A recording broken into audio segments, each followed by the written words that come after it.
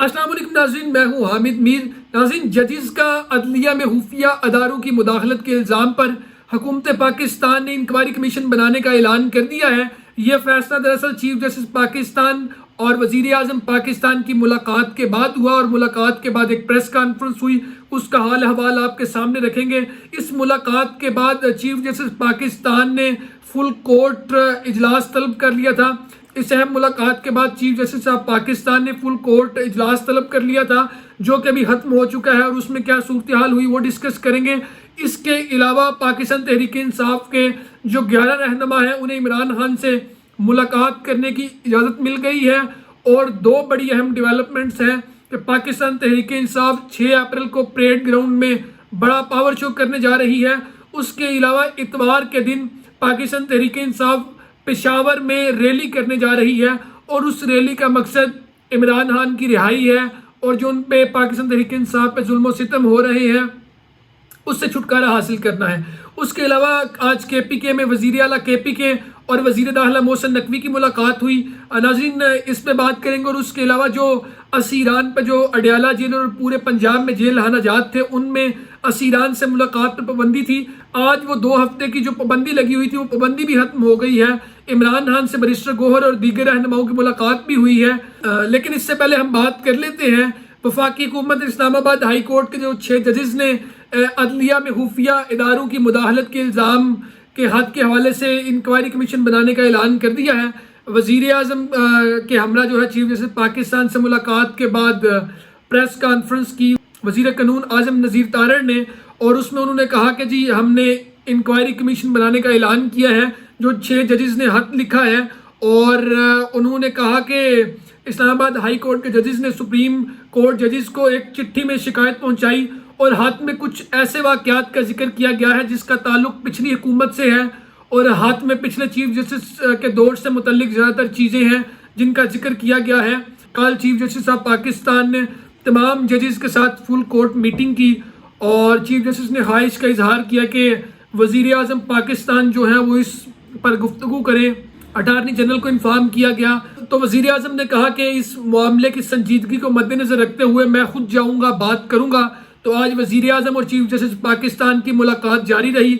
मुलाकात में सीनियर तरीन जजेस भी मौजूद थे जिसमें जस्टिस मंसूर शाह थे, अटारनी जनरल थे और आज़म नज़ीर तारड़ थे। तो वज़ीर आज़म ने कहा कि अदलिया की आज़ादी पर किसी किस्म का कोई समझौता नहीं होगा।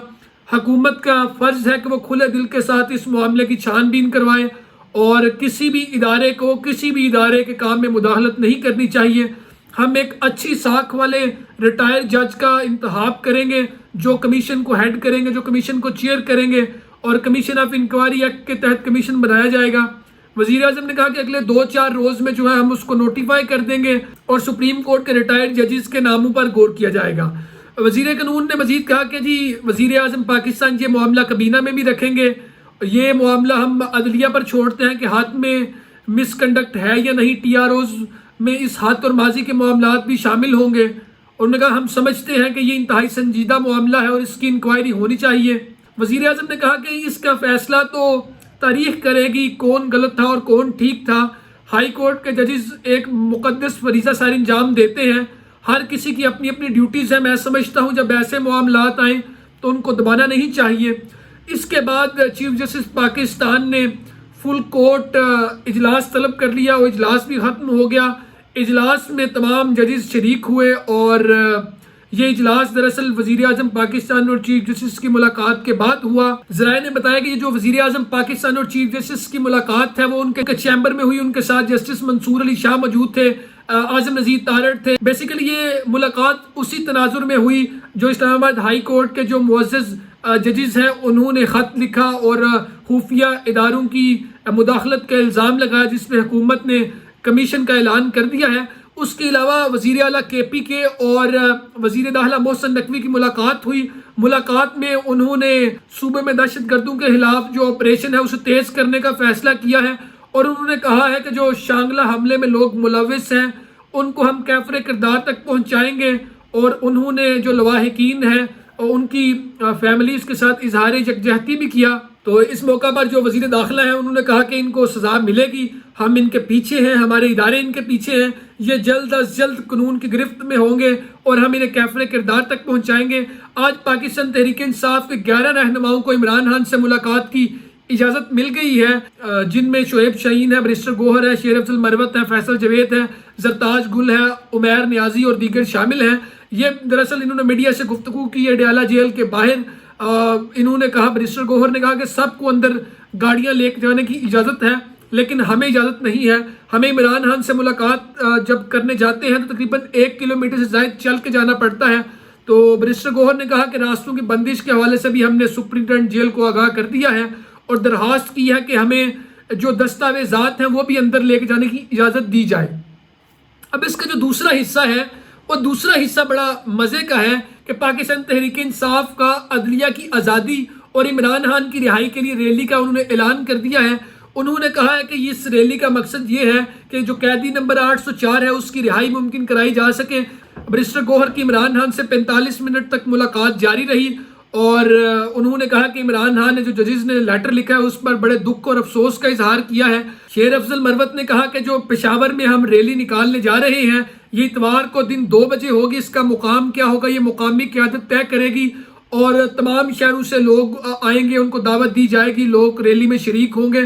اور انہوں نے کہا کہ 6 اپریل کو ہم پاکستان تحریک انصاف کا اسلام آباد پریڈ گراؤنڈ میں پاور شو کرنے جا رہے ہیں اور وہ پاور شو جو ہے وہ نماز تراویح کے بعد ہوگا اور ہماری تحریک کا مقصد یہی ہے کہ ہم جو قیدی نمبر 804 ہے اس کو رہا کرائیں۔ شیر افضل مروت نے کہا کہ آزاد عدلیہ کی تحریک کے لیے عمران خان نے ہدایت کر دی ہے، عوام کو کہتے ہیں وہ گھروں سے نکلیں اور عدل و انصاف کے ساتھ کھڑے ہوں۔ بریسٹر گوہر نے کہا کہ عمران خان نے تمام لوگوں کو کہا ہے جن کے ساتھ ظلم اور زیادتی ہوئی ہے کہ وہ اپنے ساتھ جن کے ساتھ ظلم اور زیادتی ہوئی ہے اس کا ولاگ بنائیں اور سوشل میڈیا پہ اپلوڈ کر دیں۔ پاکستان تحریک انصاف کے لوگ ویسے اس معاملے میں بڑا دلیر ہیں اور عمران خان صاحب کا سٹیٹمنٹ آیا، انہوں نے پیغام پہنچا دیا ہے تو اب کام مزید بڑھ جائے گا۔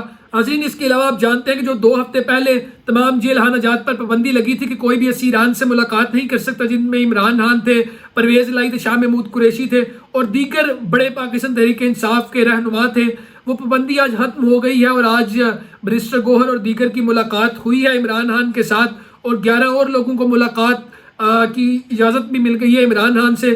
ناظرین، یہ جو ابھی موجودہ صورتحال ہے، پاکستان تحریک انصاف کو جلسے کی اجازت مل گئی اور KPK میں چونکہ ان کی گورنمنٹ ہے تو وہ ریلی بھی نکالیں گے، ان کو پروٹوکول بھی ملے گا، ان کو سیکیورٹی بھی ملے گی، انہیں تمام چیزیں ملیں گی، انہیں وہاں پہ روکنے والا کوئی نہیں ہوگا۔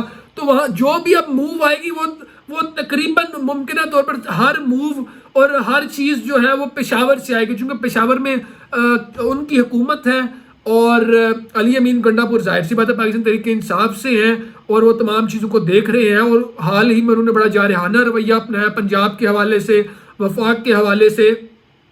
تو یہ میں سمجھتا ہوں کہ یہ جو پاور شو ہوگا اسلام آباد میں یہ بلا شبہ ایک بڑا پاور شو ہوگا، انہیں اجازت تو مل گئی ہے اور 6 اپریل کو یہ کرنے جا رہے ہیں، ماسوائے کہ کوئی ایسا بڑا مسئلہ نہ ہو جائے۔ اس کے علاوہ عمران خان سے ملاقاتوں کا مسئلہ بھی ان کا حل ہو گیا، ان کا جلسے کا مسئلہ بھی حل ہو گیا، ان کی یہ ریلی بھی نکالیں گے۔ اس کے علاوہ جو معزز جج صاحبان ہیں انہوں نے جو تحقیقات کا مطالبہ کیا ہے حکومت نے ان کی بات بھی مان لی ہے۔ اب دیکھیں کہ اس انکوائری کمیشن کی رپورٹ میں کیا نکلتا ہے، کون قصوروار پایا جاتا ہے۔ لگتا نہیں ہے 70 سال سے جو قصوروار نہیں پائے گئے وہ اس دفعہ بھی قصوروار پائے جائیں گے، چونکہ یہ الزام لگ گیا، یہ بات حقیقت بھی ہے، آپ بھی جانتے ہیں، لیکن اس کو ثابت کون کرے گا، اس کو کہے گا کون، اور شیر کے گلے میں جو گھنٹی ہے وہ کون باندھے گا۔ ناظرین، ابھی تک کی لیٹسٹ اپڈیٹس یہی تھی۔ مزید خبروں اور تفصیلات کے لیے آپ ہمارے چینل اور پیج کو لائک اور سبسکرائب ضرور کریں اور کامنٹ سیکشن میں اپنی رائے کا اظہار ضرور کریں۔ مزید اپڈیٹس تک کے لیے ناظرین ہمارے ساتھ بنے رہیں، تب تک کے لیے ہمیں دیں اجازت۔ اللہ نگہبان، پاکستان زندہ باد۔